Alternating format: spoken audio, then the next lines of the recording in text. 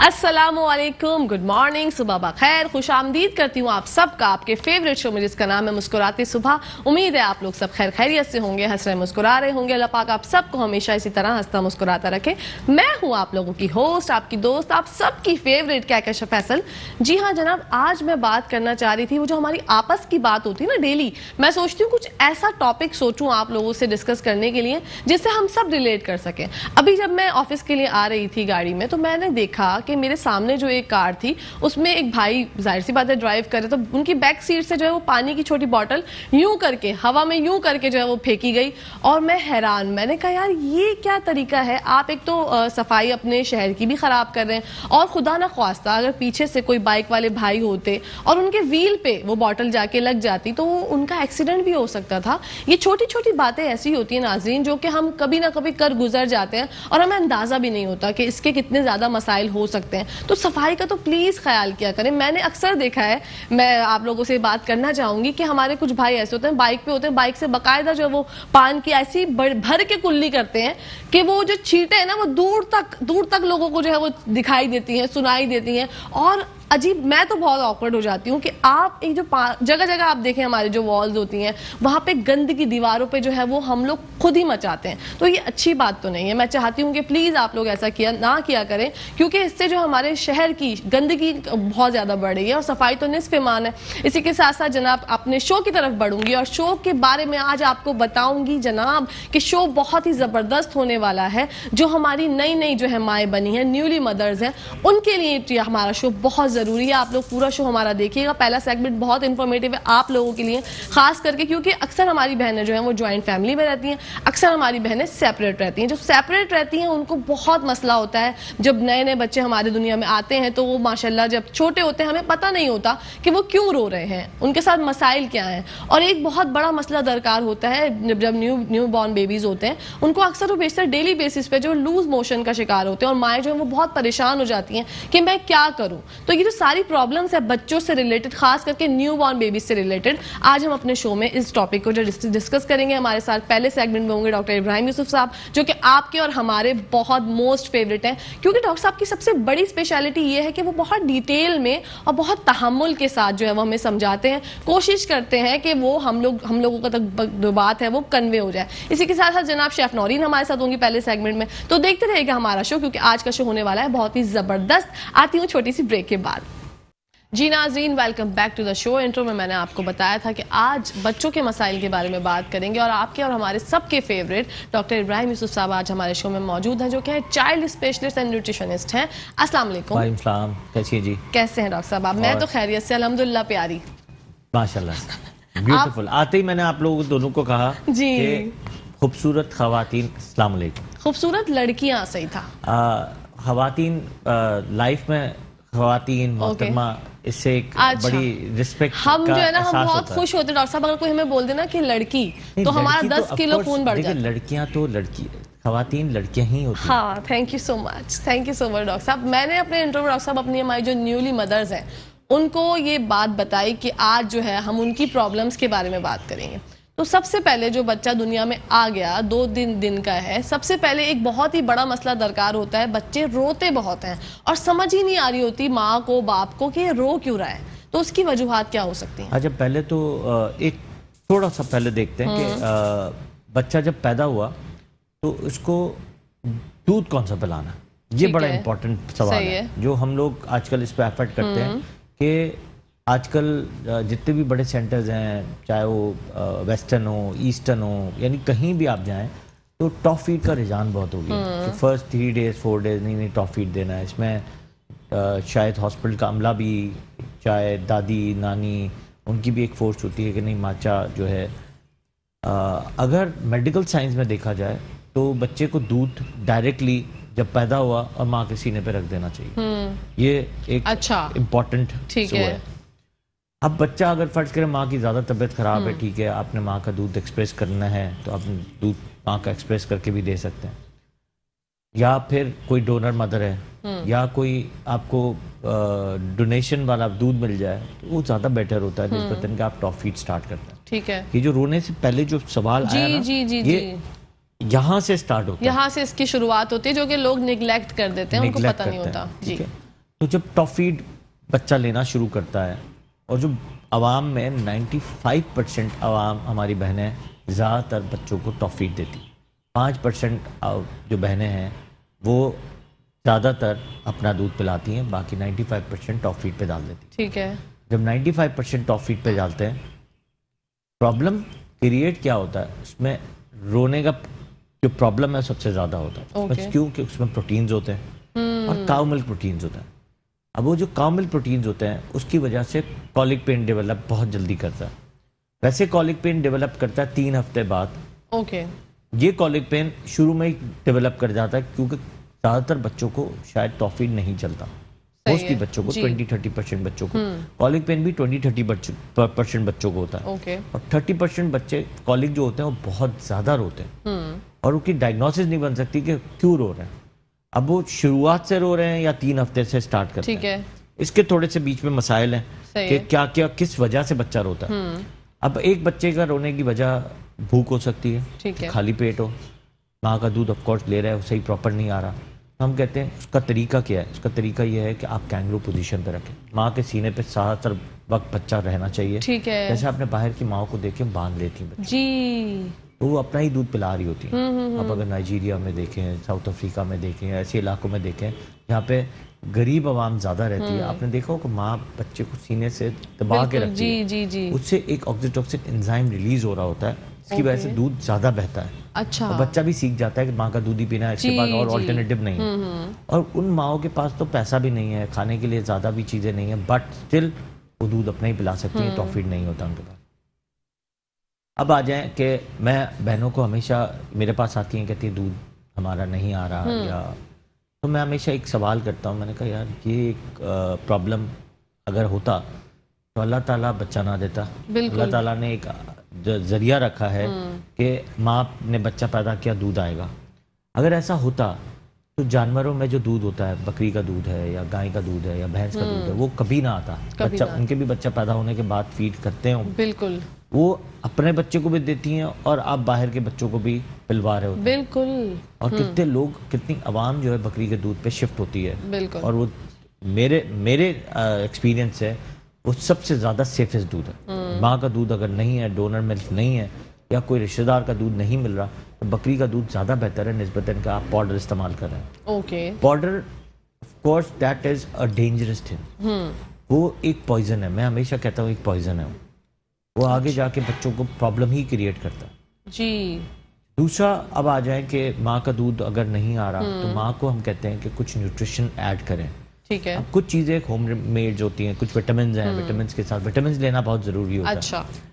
तो उसको कहते हैं 1000 डेज ऑफ लाइफ। 1000 डेज की प्रिपरेशन होती है। अब अगर वेस्टर्न में देखें तो वो प्रिपेयर करते हैं 1000 डेज पहले, मतलब एक दिन का बच्चा जब पेट में होता है, पेट में एक दिन का बच्चा होता है, जब से वो शुरुआत कर देते हैं उसकी माँ की एजुकेशन, माँ की एक्सरसाइजेज, माँ की न्यूट्रिशन लेवल्स, माँ की प्रिपरेशन के उनको फीड स्टार्ट करें। ओके।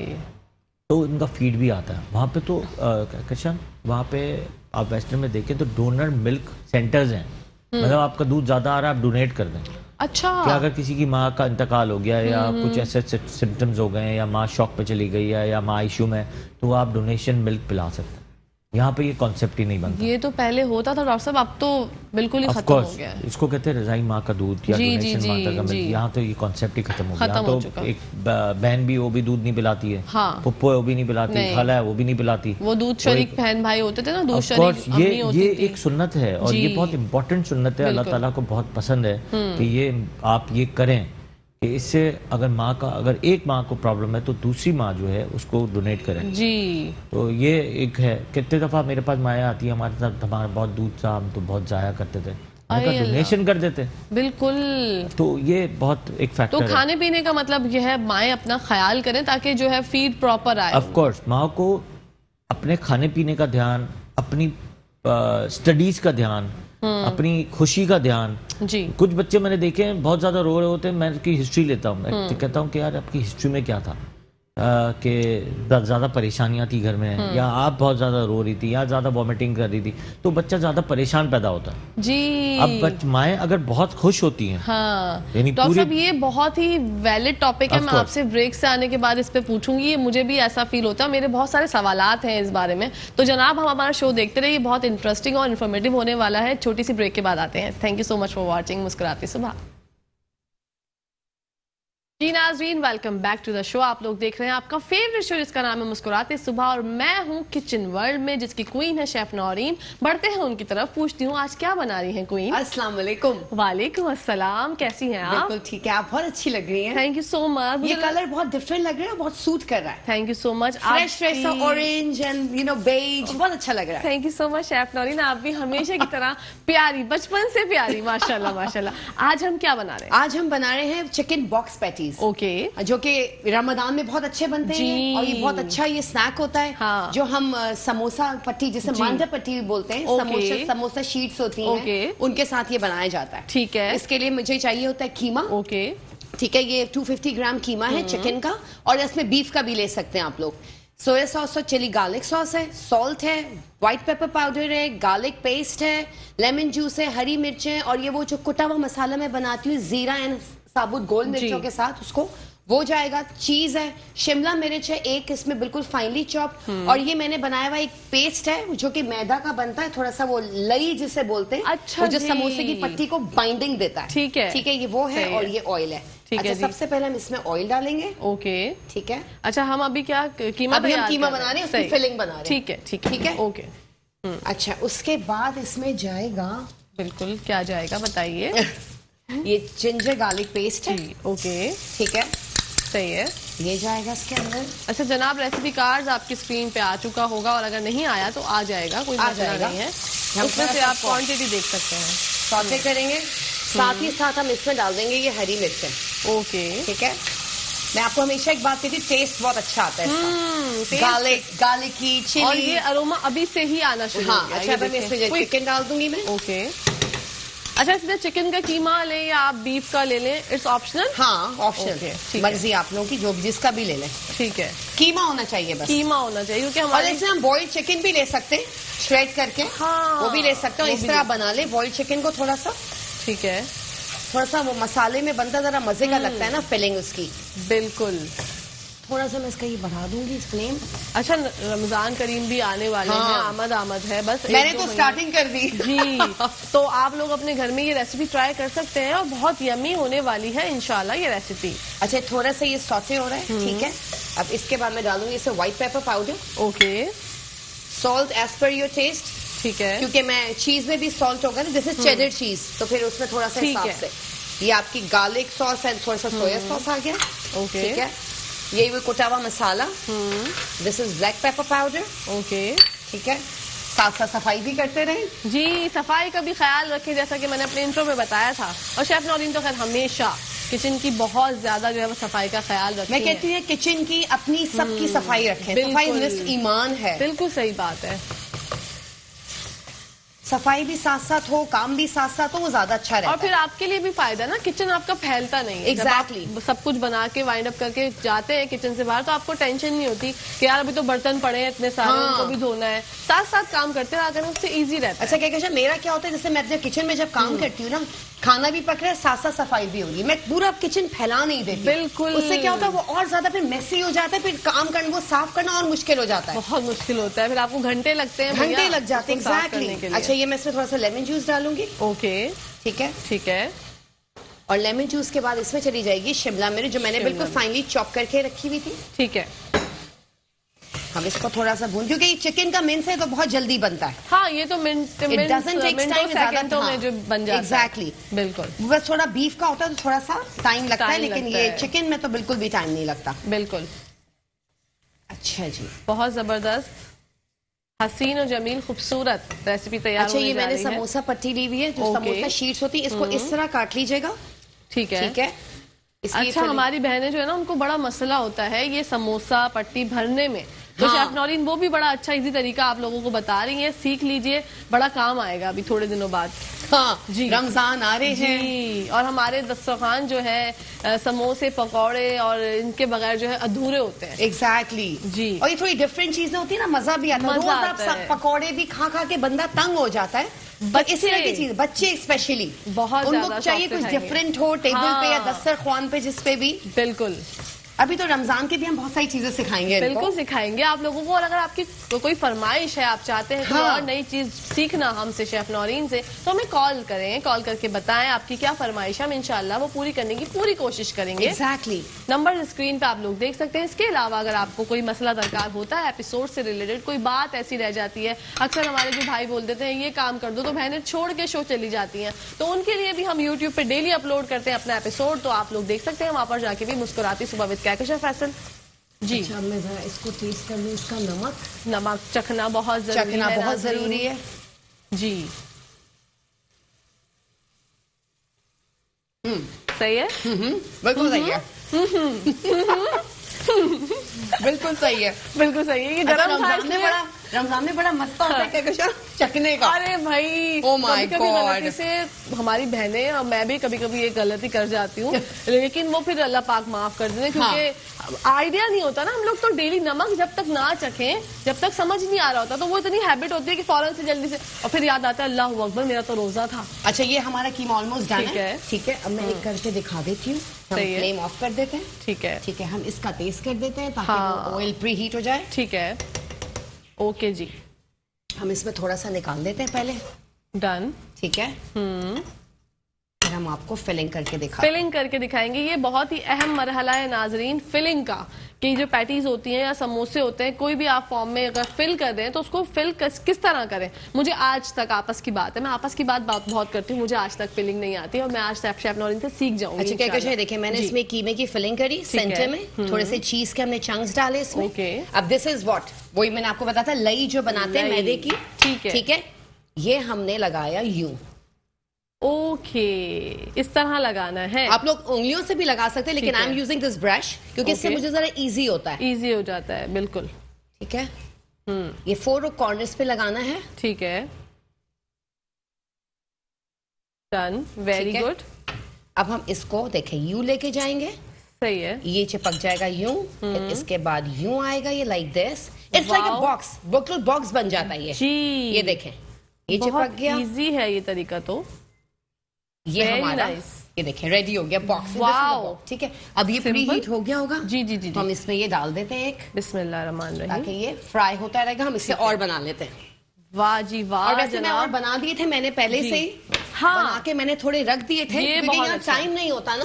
बिल्कुल बिल्कुल, आपको माशाल्लाह इतनी जल्दी आ जाती है, और आते ही जो है वो अच्छा, मैंने थोड़े मिनी 1 बाइट समोसा भी बना लिए थे कहकशां। देखिए, ऐसा नहीं हो सकता कि हम सोचें कुछ कि आज कुछ बनेगा, कल भी शेफ नौरीन ने जो है वो फ्रेंच फ्राइज भी जो है वो ऐड कर दिए थे। तो इस तरह के जो काम है ना, जो शानदार होते हैं और जानदार हो जाते हैं, कर गुजरती हैं ये खातून, लड़की अभी सारे इब्राहिम सर सोच रहे हैं अभी कितना टाइम है कहकशां हमारे पास? कितना टाइम है? लास्ट 1-1.5 मिनट है हमारे पास। चले कोई बात, एक मैं और सिखा बना देती हूँ। जी जी बिल्कुल बनाइए।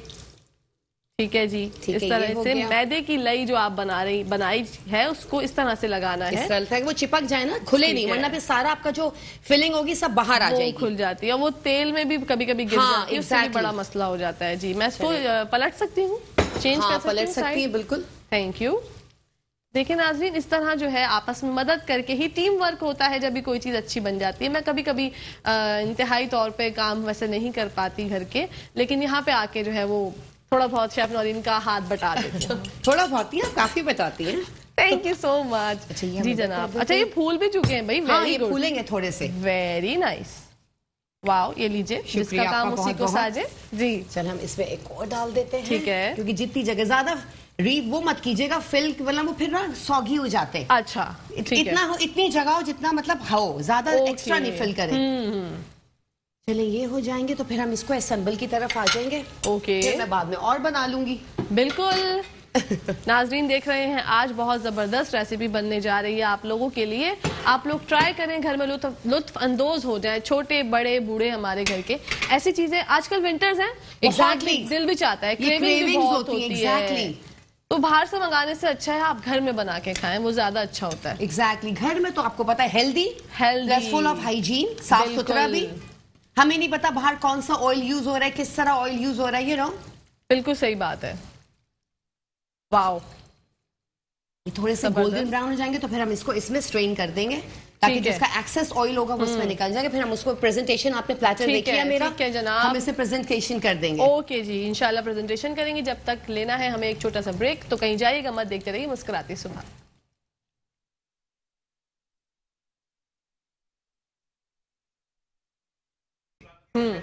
जी नाजरीन, खुश आमदीद करती हूँ आपका आपके फेवरेट शो में जिसका नाम है मुस्कुराती सुबह। शेफ नौरीन जो है जनाब, रेसिपी ऑलमोस्ट कंप्लीट हो चुकी है, प्रेजेंटेशन का अमल जो है वो जारी है, जो कि आपका और हमारा सबका हर दिल अजीज है। तो देखते हैं आज की प्रेजेंटेशन कैसी होती है।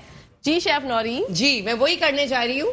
जी, अच्छा, ये मैंने एक बनाया था छोटा मिनी 1 बाइट समोसा के लिए प्रेजेंट, मैं इसमें ये डाल दूंगी मैं ये। वेरी गुड, ठीक है।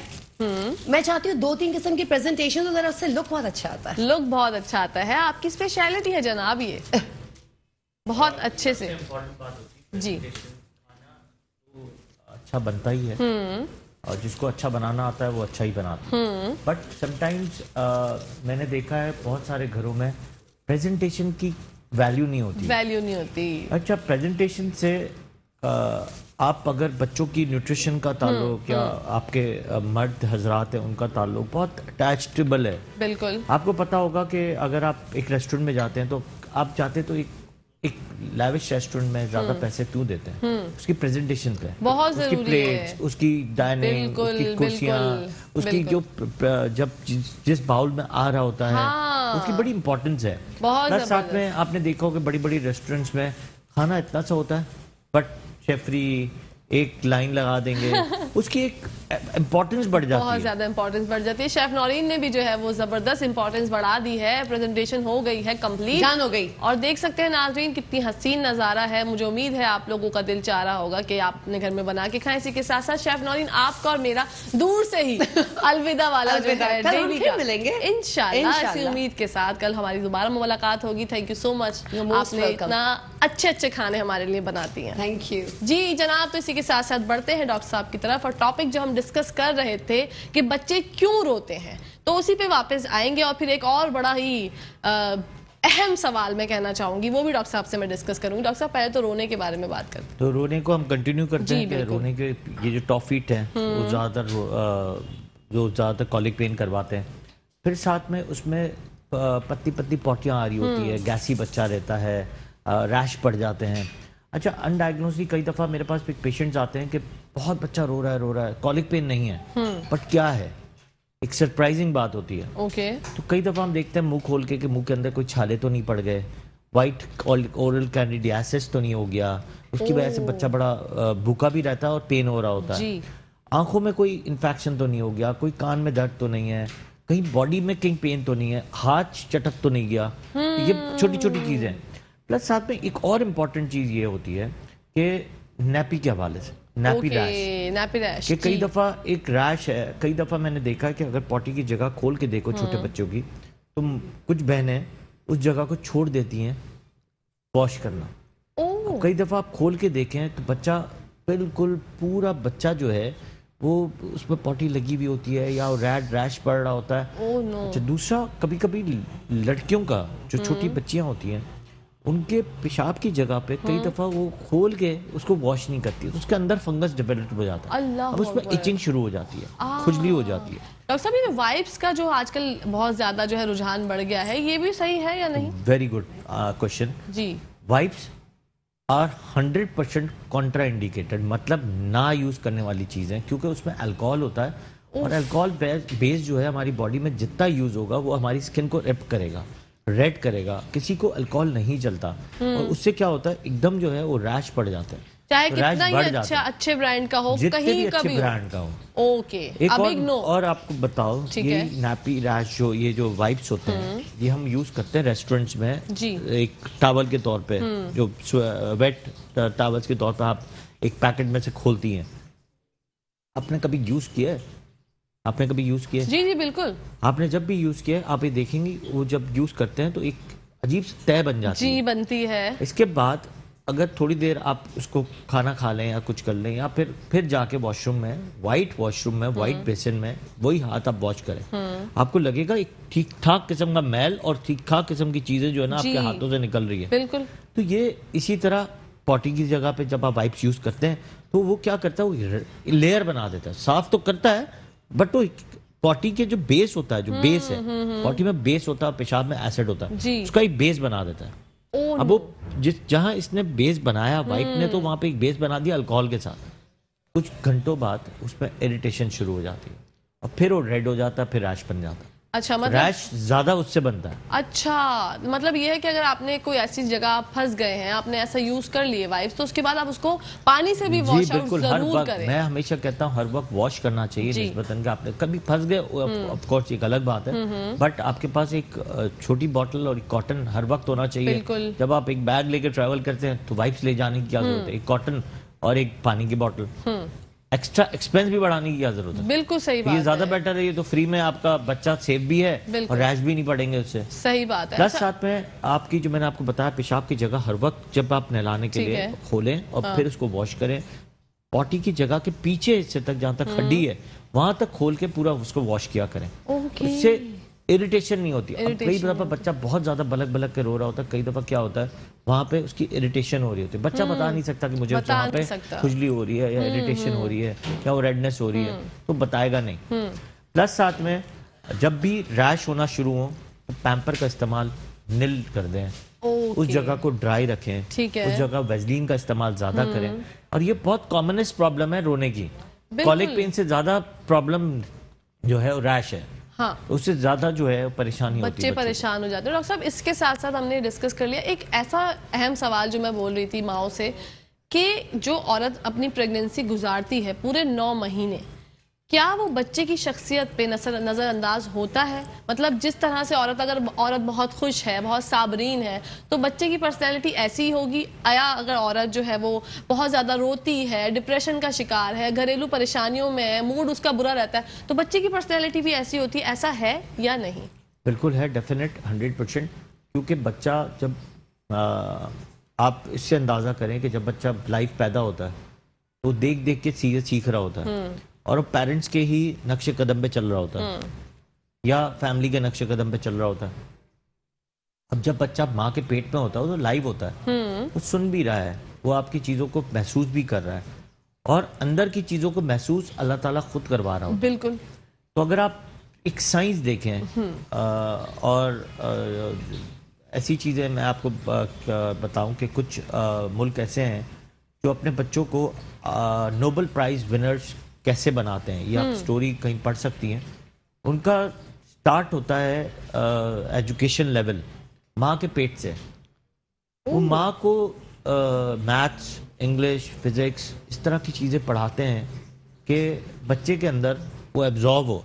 अच्छा, वो माएँ भी खुद इतनी इंटेलिजेंट और नोबेल प्राइज होती हैं कि वो चीज़ें खुद भी कर रही होती हैं। उनके ग़िज़ा का ख्याल रखना, उनकी एक्सरसाइज का ख्याल रखना, उनकी खुशी का ख्याल रखना। आप अगर देखें जिस मुल्क की बात कर रहा हूँ, बहुत छोटी कम्युनिटी है बट दुनिया पर राज करती है। क्यों और कैसे? अल्लाह ताला ने सबको एक ही जहन दिया है, एक ही दिमाग दिया है, एक ही बॉडी का हिस्सा बनाया है। कलर्स अलग अलग हैं बट स्टिल हम एक जैसे ही लगते हैं, पूरी दुनिया एक जैसी लगती है। लेकिन वो इतने इंटेलिजेंट क्यों है? इंटेलिजेंस आती है जब आप उस तरह का ट्रैक बनाते हैं माँ से। माँ का जितना भी है उसका अक्स पूरा बच्चे पे जाता है। बिल्कुल। तो माँ जितनी खुश रहेगी, माँ जितनी एजुकेटेड होगी, आप देखें ज्यादातर जो माँ एजुकेटेड होती हैं, जब जो माँ बहुत ज्यादा जीनियस होती है उनके बच्चे बहुत जीनियस होते हैं। बिल्कुल ऐसा है। जो माँ पढ़ने लिखने में बड़ी होती है, जब पेट में होता है, मैं आपको पेट की बात कर रहा हूँ, जब बच्चा पेट में, जब बच्चा इतना एजुकेटेड अंदर से ही वो एजुकेशन लेवल ग्रो कर रही होती है, इतना ही खुशी का एहसास, न्यूट्रिशन का एहसास, वो बच्चा इतना ही अच्छा बाहर आएगा। अच्छा डॉक्टर साहब, बहुत दफ़ा ऐसा होता है, ये तो चले एक माँ की बात है कि उसको सोचना चाहिए, इस चीज़ों पे गौर करना चाहिए और अपने बच्चे को मतलब जब वो पेट में ही है तो उसके इस बारे में ख्याल करना चाहिए। लेकिन फैमिली पे भी तो इसका एक होता है ना कि उनकी भी जिम्मेदारी है कि वो एक औरत को ऐसा माहौल पेश करें, ऐसा एक माहौल दें जिसमें वो हैप्पी रहे, क्योंकि उस वक्त तो बहुत मूड स्विंग्स होते हैं और बड़े मसाइल से जो औरत गुजर रही होती है। तो फैमिली की भी जिम्मेदारी है। आप क्या कहते हैं? देखिए, फैमिली की जिम्मेदारी बिल्कुल है। इसमें सबसे इम्पोर्टेंट रोल जो है वो आदमियों का, शौहर का है। वो एक किंग ऑफ द रिंग होता है। बिल्कुल। और किंग ऑफ द रिंग जो है वो जो चाहे वो कर सकता है। अब कई दफ़ा देखें, जिस मुल्क की मैं बात कर रहा हूँ या जो वेस्टर्न कंट्रीज होते हैं, वहाँ पे रिस्पॉन्सिबिलिटी ऑफ फैमिली नहीं होती। ओके। अगर आप देखा जाए तो सुन्नत के हिसाब से, इस्लामिक सुन्नत के हिसाब से, रिस्पॉन्सिबिलिटी ऑफ बहू की ससुराल पे कुछ भी नहीं। बिल्कुल सही बात। लेकिन लोग इसको फोर्सफुली करवाते हैं, बट ऐसा है नहीं, इस्लाम में भी नहीं है। बिल्कुल। तो ऐसा करवाने से होता ये कि परेशानियां बढ़ती हैं। अच्छा, परेशानी, कुछ लोग तो बहुत अच्छे होते हैं, कुछ लोग बहुत बुरे होते हैं। कई दफ़ा मेरे पास पेशेंट आ रही होती हैं, कहती हैं कि एक बच्चा रो रहा होता है तो माँ को फोर्स ये होता है कि रोए ना, इसलिए इसको आप नशे की चीज़ें पिलाओ कि सोता रहे, और माएँ जो हैं काम करें घर पे। तो ऐसी बहुत छोटी छोटी ये जो चीज़ें होती हैं जिससे माहौल के एटमॉस्फेयर खराब होता है घर का। डॉक्टर साहब, डब्बे के दूध पे भी अक्सर ऐसा बच्चों को डाला इसीलिए ही जाता है कि घर के काम पे जो है वो असर पड़ रहा होता है। काम पे ये जो अल्फाज है ना, ये बहुत इंपॉर्टेंट है। और इससे मैंने कहा कि ये सुन्नत पे या इस्लाम में ये है कि इनके पर बाय फोर्सफुली आपको कोई फर्ज नहीं है कि ये काम करें। आपको इसको काम करवाने की, हाँ, उनको काम शौहर का करना है, बट स्टिल अगर आप कुरान को पढ़ें तो बहुत सारे हकूक जो हैं वो सिर्फ शौहर के ज्यादा हैं, औरतों के तो बहुत कम है। औरत तो एक बच्चा पैदा करती है, वही बहुत है उसके लिए, और उसको पाल रही हो भी बहुत है, वो तो समझ लें इसीलिए उसको जन्नत का दर्जा दिया गया है। बिल्कुल। अब बाप को तो दर्जा नहीं दिया जन्नत का, तो उनके पर हुकूक सिर्फ यही है कि आप उनकी रिस्पॉन्सिबिलिटी लेते हैं। अब जैसे लड़का अगर 21, 22, 23 साल का होता है, उसको शादी का बड़ा शौक होता है। रिस्पॉन्सिबिलिटी का शौक नहीं होता, सिर्फ शादी का शौक होता है। अब इस पे क्वेश्चन मार्क है, क्यों? रिस्पॉन्सिबिलिटी, पहले तो आपको रिस्पॉन्सिबिलिटी का एहसास हो कि शादी कर क्यों रहे हो। शादी के बाद बच्चा होगा तो उसकी रिस्पॉन्सिबिलिटी क्या? मेरे पास आएंगे, हम तो बच्चा उठा नहीं सकते, हम तो टाइम नहीं दे सकते, मैं तो ऑफिस से आते ही लेट हूं, या मैं आके फिर फौरन चला जाता हूं दोस्तों में। तो ये तो आपने शादी क्यों की? व्हाट वाज द मैटर कि आपने वो शादी की? इस पे फिर क्वेश्चन मार्क। बिल्कुल क्वेश्चन मार्क है। रिस्पॉन्सिबिलिटी पहले है, बाद में आपका शौक है शादी का। अब लड़कियों को भी 16-16 साल में शादियां करा देते हैं, उसको पता ही नहीं होता बेचारी बच्चियों को कि मुझे करना क्या है। बिल्कुल। बट उसको रिस्पॉन्सिबिलिटी डाल दी जाती है, फिर वो ससुराल में लग जाती है। वो जब भी और मेरे पास आजकल तो मेरे पास दादियां नानियां आती हैं जिनकी खुद की एज 35-40 होती है। 35-40 की दादी या नानी हो तो मुझे होता है कि 35-40 की दादी, उसने अपनी लाइफ क्या गुजारी होगी। बिल्कुल सही बात है। या कई दफा तो 30 साल की भी मैंने दादी देखी है। ओके। नहीं, मतलब उसकी शादी अगर 15 साल में हुई है, बेटे की शादी है, बेटी की शादी उसने 15 साल में कर दी तो 15 साल 16 साल में शादियां हो जाती हैं। लड़का 21 साल का होता है, उसको कुछ नहीं पता उसको रिस्पॉन्सिबिलिटी क्या है। तो माँ अगर बन रही है, उसका क्या टेक केयर करना है, उसको क्या उसको फाइट क्या करना है, यानी उसकी हकूक के लिए। तो ये चीजें कौन समझाएगा? बिल्कुल सही, बहुत इंपॉर्टेंट है। और ये जो सवाल किया ना, ये समझना, ये बहुत ही इंपॉर्टेंट सवाल था आज की टॉपिक का। और ये आवर में सबसे इंपॉर्टेंट सवाल शेफ नौरीन की डिलीशियस फूड से ज्यादा ये सवाल जो था, इससे अच्छा सवाल नहीं हो सकता। बिल्कुल सही बात है, क्योंकि हम रिलेट करते हैं इस चीज से। ये सारी चीजें रिलेट करती हैं, क्योंकि जब लड़कियां होती हैं उनको तो एक तो मेंटली वो तैयार ही नहीं होती ना कुछ भी जिम्मेदारी उठाने के लिए, और फिर जब वो शादी हो जाती है उसके बाद जो मसाइल से गुजरती हैं, मराहिल होते हैं, वो सख्ते में होती हैं, उनको पता ही नहीं होता। मतलब नॉर्मल डिलीवरी भी हो जाती है, कुछ बहनों की ऑपरेशन से होती है, उन्हें पता ही नहीं होता हमारे साथ क्या हो गया, और वो एक अजीब सी घबराई, परेशान, कुछ समझ नहीं आता। फिर घर के काम 18 साल की बच्ची से आप किचन का भी काम करवा रहे हैं, घर के काम भी करवा रहे हैं। बिल्कुल।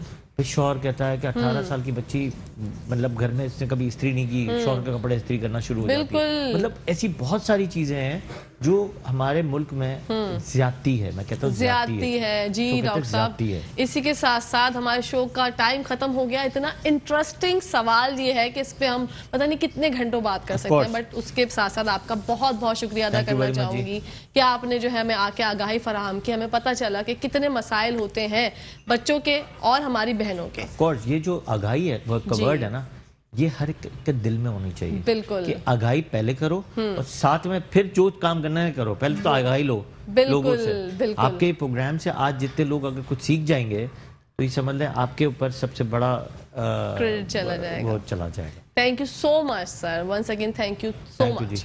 जी जनाब, इसी के साथ साथ पहले सेगमेंट का इख्तिताम हो गया है। जब न्यूज ब्रेक के बाद दोबारा आएंगे तो दूसरे सेगमेंट का आगाज करेंगे। और आप सबको पता है आज बुध और आज आपके और हमारे सबके फेवरेट हाजीदीन मोहम्मद साहब हमारे साथ होंगे। तो देखते रहिएगा मुस्कुराती सुबह।